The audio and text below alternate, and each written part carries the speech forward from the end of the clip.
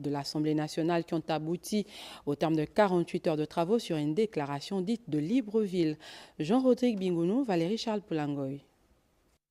2 jours auront largement suffi aux présidents des parlements des pays en transition présents à Libreville dans le cadre de la conférence de haut niveau initiée à leur intention de mutualiser leurs expériences respectives en matière de transition à travers des échanges, des réflexions et l'apprentissage les uns des autres avec un objectif clair, net et précis, s'assurer que ces transitions aboutissent à des ordres constitutionnels stables et inclusifs. À tout prendre, ces assises auront tenu toutes leurs promesses avec à la clé une déclaration dite de Libreville, morceau choisi. Nous engageons à bâtir un avenir fondé sur et porté par une gouvernance clairvoyante qui répond véritablement aux attentes légitimes des populations et protège les droits des citoyens.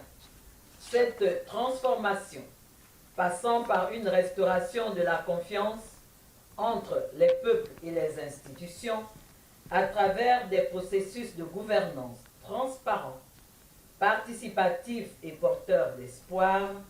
Au-delà de la matérialisation de l'appui constant que ces différents partenaires majeurs apportent aux pays en transition, cet espace de réflexion aura été le lieu propice pour interroger l'état actuel des différents processus au retour à de normes constitutionnelles paisibles et durables. Le Gabon servant à cet effet de rampe de lancement sous une note de satisfaction générale.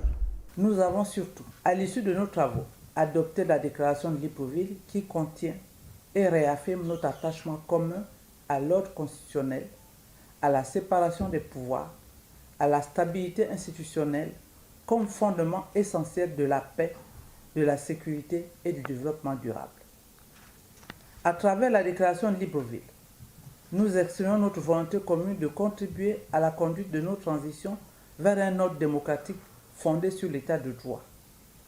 Par le biais de cette déclaration, nous envoyons aussi un signal fort à nos peuples, celui de notre détermination à faire du Parlement une véritable sentinelle de la démocratie et de l'état de droit. À noter que ce grand rendez-vous du donner et du recevoir devrait à souhait poser les bases d'une période post-transition réussie à tous les niveaux.